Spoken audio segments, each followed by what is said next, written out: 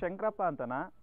ಸರ್ವಾಂಗೀಣ ವಿಕಾಸ ಯೋಜನೆ ಬಾಗೇಶ್ವರದಲ್ಲಿ ಸೀನಿಯರ್ ಬಿ ಪಿ ಒ ಆಗಿ ಕಾರ್ಯನಿರ್ವಹಿಸುತ್ತಿದ್ದೇನೆ. ಇತ್ತೀಚಿನ ದಿನಗಳಲ್ಲಿ ಸಂಕರಣ ಬಳಕೆ ಜಾಸ್ತಿಯಾಗಿದ್ದು ದೇಶೀಯ ತಳಿಗಳ ಬಳಕೆ ಕಡಿಮೆ ಆಗುತ್ತಿದೆ. ಆದರೆ ಇಲ್ಲೊಂದು ನಿಸರ್ಗ ಸಮುದಾಯ ಬೀಜ ಬ್ಯಾಂಕು ಬೆಲವತ್ತೇಹಳ್ಳಿ ದೇಶೀಯ ತಳಿಗಳನ್ನು ಸಂಗ್ರಹಿಸಿ ಅದರ ಬಳಕೆ ಜಾಸ್ತಿ ಮಾಡಲು ಉಪಯೋಗವಾಗಿದೆ. ಅದನ್ನು ತಿಳಿದುಕೊಡೋಣ ಬನ್ನಿ.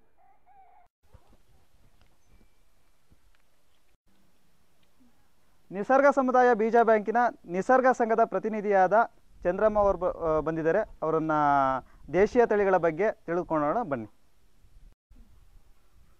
ನಮಸ್ತೆ ಸರ್. ನಮಸ್ತೆ. ನನ್ನ ಹೆಸರು ಚಂದ್ರಮ್ಮ ಅಂತ. ಬೆಲವತ್ತಹಳ್ಳಿ ಗ್ರಾಮದಲ್ಲಿ ವಾಸವಾಗಿರುತ್ತೇನೆ ಮತ್ತು ನಿಸರ್ಗ ಸಮುದಾಯ ಬೀಜ ಬ್ಯಾಂಕಲ್ಲಿ ಪ್ರತಿನಿಧಿಯಾಗಿ ಕಾರ್ಯನಿರ್ವಹಿಸುತ್ತಿದ್ದೇನೆ. ಈ ದಿನ ದೇಶೀಯ ತಳಿಗಳ ಬಗ್ಗೆ ಪರಿಚಯ ಮಾಡಿಕೊಡೋದಕ್ಕೆ ಸರ್ ಅವರು ಶಂಕರಪ್ಪ ಸರ್ ಬಂದಿದ್ದಾರೆ. ಅವರಿಗೆ ಈ ಮಾಹಿತಿ ಬಗ್ಗೆ ವಿಷಯಗಳನ್ನು ತಿಳಿಸ್ತೇನೆ. ಚಂದ್ರಮರೆ, ಈ ನಿಸರ್ಗ ಬೀಜ ಬ್ಯಾಂಕು, ಈ ದೇಶೀಯ ತಳಿಗಳ ನಿಸರ್ಗ ಬೀಜ ಬ್ಯಾಂಕು ಯಾವಾಗ ಸ್ಥಾಪನೆ ಆಯಿತು ಮತ್ತು ಯಾರು ಸ್ಥಾಪನೆ ಮಾಡಿದರು, ಇದ್ರ ಬಗ್ಗೆ ಏನಾದ್ರು ತಿಳಿಸ್ಕೊಡ್ತೀರಾ? ನಿಸರ್ಗ ಸಮುದಾಯ ಬೀಜ ಬ್ಯಾಂಕು 9/4/2010 ಬೆಲವತ್ತಹಳ್ಳಿ ಗ್ರಾಮದಲ್ಲಿ ಪ್ರಾರಂಭ ಮಾಡಿರುತ್ತೇವೆ. ಮತ್ತು ಈ ನಿಸರ್ಗ ಸಮುದಾಯ ಬೀಜ ಬ್ಯಾಂಕನ್ನು ಪ್ರಾರಂಭ ಮಾಡಿರೋಂಥ ಅಧಿಕಾರಿಗಳು ಬಾಗೇಶ್ವರ ಬೈಫ್ ಗ್ರಾಮೀಣಾಭಿವೃದ್ಧಿ ಸಂಸ್ಥೆ ಸರ್ವಾಂಗೀಣ ವಿಕಾಸ ಯೋಜನೆಯಿಂದ ಪ್ರಾರಂಭ ಮಾಡಿರುತ್ತೇವೆ. ಈ ಬೀಜ ಬ್ಯಾಂಕನ್ನು ಯಾರು ನಡೆಸ್ತಾರೆ? ನಿಸರ್ಗ ಸಂಘದವರೇ ಈ ಕಾರ್ಯಕ್ರಮಗಳನ್ನು ನಡೆಸ್ಕೊಂಡು ಹೋಗ್ತಿದ್ದೀವಿ ಮೇಡಮ್. ಚಂದ್ರಮರೆ, ಈ ಬೀಜ ಬ್ಯಾಂಕಿನ ಉದ್ದೇಶ ಏನು? ಸಮಯಕ್ಕೆ ಸರಿಯಾಗಿ ರೈತರಿಗೆ ಮಳೆ ಬಂದಾಗ ಬಿತ್ತನೆ ಬೀಜ ಮಾಡೋದಕ್ಕೆ ಕೊಡ್ತೇವೆ. ಮತ್ತು ಕಟಾವಾದ ತಕ್ಷಣ ಮತ್ತೆ ವಾಪಸ್ ನಾವು ರೈತರಿಂದ ಪಡೆಯುತ್ತೇವೆ. ಸರಿಯಾದ ಸಮಯಕ್ಕೆ ಬೀಜ ಬ್ಯಾಂಕಿಂದನೇ ನಾವು ರೈತರಿಗೆ ವಿತರಣೆ ಮಾಡ್ತೇವೆ. ಚಂದ್ರಮರೆ, ಈ ನಿಸರ್ಗ ಸಮುದಾಯ ಬೀಜ ಬ್ಯಾಂಕು ಹೇಗೆ ಕಾರ್ಯನಿರ್ವಹಿಸುತ್ತೆ? ನಿಸರ್ಗ ಬೀಜ ಬ್ಯಾಂಕು ಸಂರಕ್ಷಣೆ ಮಾಡಿರೋಂತಹ ಬೀಜಗಳನ್ನು ನಾವು ಸುತ್ತಮುತ್ತ ರೈತರುಗಳು ಬೆಳೆಯೋಂಥ ರೈತರುಗಳಿಗೆಲ್ಲ ಕೊಡ್ತೇವೆ. ಮತ್ತು 10 ಕಿಲೋಮೀಟ್ರ್ ವ್ಯಾಪ್ತಿಯಲ್ಲಿರುವಂತಹ ಎಲ್ಲ ಗ್ರಾಮದ ಸದಸ್ಯರುಗಳು ಸಹ ಈ ವೆರೈಟೀಸ್ ಬೀಜಗಳನ್ನು ಪಡೀಬೋದು. ಮತ್ತು ರೈತರಿಗೆ ದಾಖಲಾತಿ ಮೂಲಕ ನಾವು ಕೊಡ್ತೇವೆ. ಯಾವುದೇ ಬೀಜ ಕೊಡಬೇಕಾದ್ರೂ ಬೀಜಗಳನ್ನು ನಾವು ದಾಖಲಾತಿ ಮೂಲಕ ಕೊಟ್ಟಿರ್ತೇವೆ.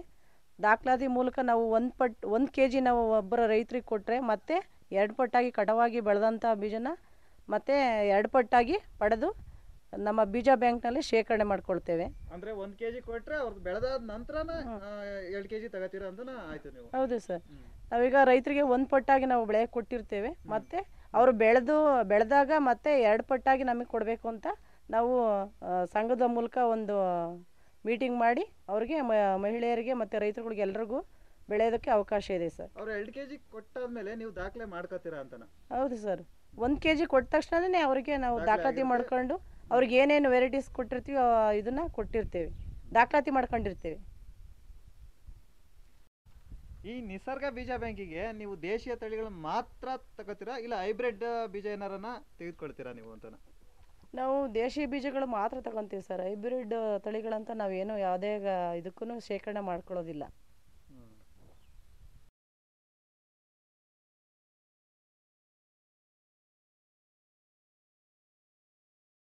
ಚಂದ್ರಮರೆ, ದೇಶೀಯ ತಳಿ ಅಂದ್ರೆ ಏನು? ಈ ದೇಶೀಯ ತಳಿಗಳನ್ನು ಹೇಗೆ ಸಂರಕ್ಷಿಸಬೇಕು ಸರ್? ದೇಶೀಯ ತಳಿಗಳು ಅಂತಂದರೆ ನಮ್ಮ ಈ ರೈತರ ವಾತಾವರಣಕ್ಕೆ ಮಳೆ ಇಲ್ದಿದ್ರೂ ಸರಿಯಾದ ಸಮಯಕ್ಕೆ ನಾವು ಅಂತಂದು ಬೆಳಿಬೋದು. ಮತ್ತು ಈ ವಾತಾವರಣಕ್ಕೂ ಹೊಂದಾಣಿಕೆ ಆಗಿರುತ್ತದೆ ಅದು ಬೀಜ. ನಾವು ಹೈಬ್ರಿಡ್ ತಳಿಗಳು ಅಂತಂದರೆ ಅದು ಸರಿಯಾಗಿ ಮಳೆ ಇಲ್ಲ ಅಂತಂದರೆ ಅಲ್ಲೇ ಪೂರ್ತಿನೇ ಹಾಳಾಗಿ ಹೋಗುತ್ತೆ. ಆದರೆ ಈ ವಿದೇಶಿ ತಳಿ ದೇಶಿ ತಳಿ ಆ ಥರ ಇರೋದಿಲ್ಲ. ಒಂದು ತಿಂಗಳಲ್ಲಿ ಮಳೆ ಬರಲಿಲ್ಲ ಅಂತಂದರೂ ಅದು ತಡ್ಕೊಳ್ಳೋ ಶಕ್ತಿ ಇರ್ತದೆ. ಮತ್ತು ಆ ವೆರೈಟೀಸಲ್ಲಿ ಬರ ನಿರೋಧಕ ಶಕ್ತಿ ಇರುತ್ತದೆ. ಆದ್ದರಿಂದ ಇದನ್ನು ನಾವು ಸಂರಕ್ಷಣೆ ಮಾಡೋದಕ್ಕೆ ಒಳ್ಳೆ ಅನುಕೂಲತೆ ಆಗುತ್ತೆ. ಅಂದರೆ ನೀವು ಹೇಳೋ ಪ್ರಕಾರ ಇದು ದೇಶೀಯ ತಳಿಗೆ ಬರ ನಿರೋಧಕ ಶಕ್ತಿ ಇದೆ ಅಂತ ಅನ್ಕೊಂಡಾಗಾಯ್ತು. ಹೌದು ಸರ್. ಚಂದ್ರಮರೆ, ಈಗ ನಿಮ್ಮದು ನಿಸರ್ಗ ಸಮುದಾಯ ಬೀಜ ಬ್ಯಾಂಕ್ನಲ್ಲಿ ಎಷ್ಟು ರೀತಿನ ಬೀಜ ಬೀಜದ ಹೆಸರುಗಳಿವೆ ಸ್ವಲ್ಪ ತಿಳಿಸ್ಕೊಡ್ತೀರಾ ನೀವು? ಆಯಿತು ಸರ್. ನಿಸರ್ಗ ಸಮುದಾಯ ಬೀಜ ಬ್ಯಾಂಕಲ್ಲಿ ಎಳ್ಳು, ರಾಗಿ, ಬೀನ್ಸು, ಸಾವೆ, ಜೋಳ, ಸಾಸಿವೆ, ನವಣೆ, ಸೂರ್ಯಕಾಂತಿ, ಅರಳು, ಭತ್ತ, ನವಣೆ, ತೊಗರಿ 12 ಥರದ ಬೀಜಗಳನ್ನ ಶೇಖರಣೆ ಮಾಡಿಟ್ಟಿದ್ದೀವಿ ಸರ್. ಶೇಖರಣೆ ಮತ್ತು ಸಂರಕ್ಷಣೆನೂ ಸಹ ಮಾಡಿರ್ತೇವೆ. ಅದನ್ನು ದಾಖಲಾತಿ ಮಾಡಿರ್ತೀರಾ? ಹೌದು ಸರ್, ದಾಖಲಾತಿ ಪ್ರಕಾರನೇ ನಾವು ಮಾಡಿರ್ತೇವೆ. ಚಂದ್ರಮ್ಮರೇ, ಈ ಬೀಜಗಳಲ್ಲದೇ ಮತ್ತೆ ತರಕಾರಿ ಬೀಜ ಮತ್ತು ಸೊಪ್ಪಿನ ಬೀಜ ಏನಾರ ನಿಮ್ಮಲ್ಲಿ ವಿತರಣೆ ಮಾಡ್ತೀರಾ ಅಂತನ? ನಿಸರ್ಗ ಸಮುದಾಯ ಬೀಜ ಬ್ಯಾಂಕಿನ ತರಕಾರಿ ಬೀಜಗಳನ್ನ ಸಹ ನಾವು ಶೇಖರಣೆ ಮಾಡಿ ಇಟ್ಟಿರ್ತೇವೆ. ಅವು ಯಾವ್ಯಾವ ತಳಿಗಳು ಅಂತಂದರೆ ಮೂಲಂಗಿ, ಮತ್ತು ದಂಟಿನ ಸೊಪ್ಪಿನ ಬೀಜ, ಮತ್ತು ಸೋರೆಕಾಯಿ ಬೀಜ, ಮತ್ತು ಹಾಗಲ ಬೀಜಗಳು ಇರುತ್ತೆ, ಮತ್ತು ಬೆಂಡೆಕಾಯಿ ಬೀಜ ಇರುತ್ತೆ, ಮತ್ತು ಸಬ್ಸಿಗೆ ಸೊಪ್ಪು ಇರುತ್ತೆ, ಪಾಲಕ್ ಸೊಪ್ಪು, ಮತ್ತು ಸೌತೆ ಬೀಜ ಇರುತ್ತೆ, ಮತ್ತು ಕುಂಬಳಕಾಯಿ ಬೀಜ ಇರುತ್ತೆ. ಒಟ್ಟಿಗೆ 9 ಥರದ ಬೀಜಗಳನ್ನ ಶೇಖರಣೆ ಮಾಡಿ ಇಟ್ಟಿರ್ತೇವೆ ಮೇಡಮ್. ಇದನ್ನು ಮನೆ ಮುಂದೆ ಕೈ ತೋಟವಾಗಿ ಬೆಳಿತೀರಾ ನೀವು ಅಂತ? ಹೌದು ಸರ್, ಮನೆ ಮುಂದೆನೇ ಬೆಳ್ಕೋಬೋದು, ಮತ್ತು ತೋಟಗಳಲ್ಲಿ ನೀರು ಇರುತ್ತಲ್ಲ ಆ ಕಡೆನೂ ಬೆಳ್ಕೋಬೋದು.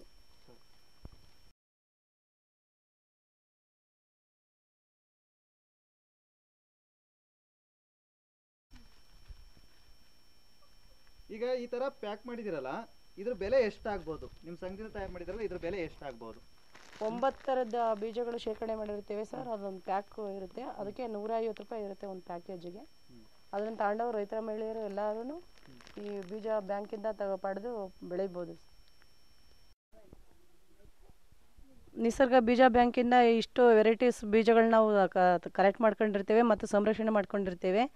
ಸುತ್ತಮುತ್ತ ಇಲ್ಲಿ ಬೆಳೆದ್ರಂಥ ಬೀಜ ಅಲ್ಲದೆ ಮತ್ತು ಬೇರೆ ಥರದ ವೆರೈಟೀಸ್ಗಳನ್ನ ಸಿಕ್ಕಿದಾಗ ನಮ್ಮ ನಿಸರ್ಗ ಸಮುದಾಯ ಬೀಜ ಬ್ಯಾಂಕಿಗೆ ಸಂರಕ್ಷಣೆ ಮಾಡೋದಕ್ಕೆ ಎಲ್ಲ ರೈತರು ಕೈ ಜೋಡಿಸೋದ್ರಿಂದ ನಮಗೂ ಒಂದು ಅನುಕೂಲತೆ ಇರುತ್ತದೆ.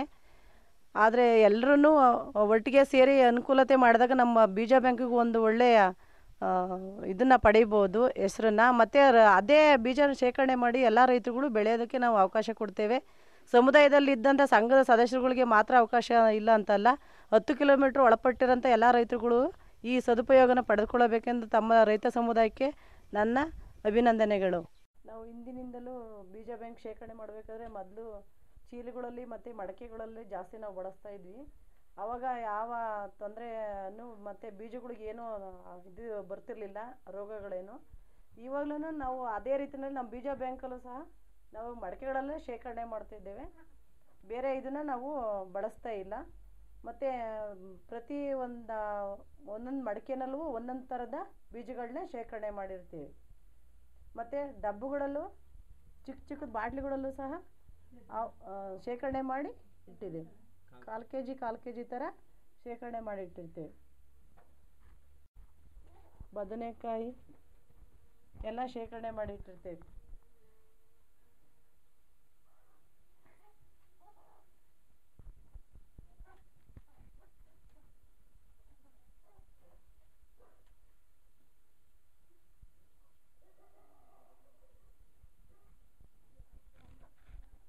ಚಂದ್ರಮರೆ, ಈ ಚಿಕ್ಕ ಡಬ್ಬದಲ್ಲಿ ಇಟ್ಟಿದಿರಲ್ಲ, ಇದು ಏನು ಅಂತನ? ಇದು ಏನಕ್ಕೋಸ್ಕರ ಇಟ್ಟಿದ್ದೀರಾ ಸರ್? ಇದು ನಾವು ಮಡಕೆನಲ್ಲೇ ಇಟ್ಟಿದ್ದೀವಲ್ವಾ, ಇದರಲ್ಲಿ ಬೀಜ ಶೇಖರಣೆ ಮಾಡಿದ್ದೀವಲ್ವಾ, ಅದನ್ನು ರೈತ ಮಹಿಳೆಯರು ಮತ್ತು ರೈತರು ಬಂದಾಗ ಇದನ್ನು ಮಡಕೆಯೆಲ್ಲ ತೆಗೆದು ತೋರ್ಸೋಕ್ಕಾಗಲ್ಲ ಅನ್ನೋ ಉದ್ದೇಶದಿಂದ ನಾವು ಚಿಕ್ಕ ಬಾಟ್ಲಿಗಳಲ್ಲಿ ಬಾಕ್ಸ್ಗಳಲ್ಲಿ ಅವನ್ನ ಶೇಖರಣೆ ಮಾಡಿಟ್ಟಿರ್ತೇವೆ. ಮತ್ತು ಶಾಂಪಲ್ಸ್ ಆಗಿ ಬಂದು ನಾವು ಅದನ್ನು ಈ ವೆರೈಟೀಸ್ ಬೀಜ ಬೇಕು ಅಂತಂದಾಗ ಆ ಬೀಜಗಳನ್ನು ತೆಗೆದು ಮಡಕೆನಲ್ಲಿ ಶೇಖರಣೆ ಮಾಡಿರೋಂಥ ಬೀಜಗಳನ್ನ ನಾವು ವಿತರಣೆ ಮಾಡ್ತೇವೆ ಸರ್. ಪ್ರತಿಯೊಂದು ಇದಕ್ಕೂ ಲೇಬಲ್ ಹಾಕಿ ಹೌದು ಸರ್. ಅಲ್ಲಿ ಇಟ್ಟಿದ್ದೀರಾ? ಹೌದು ಸರ್.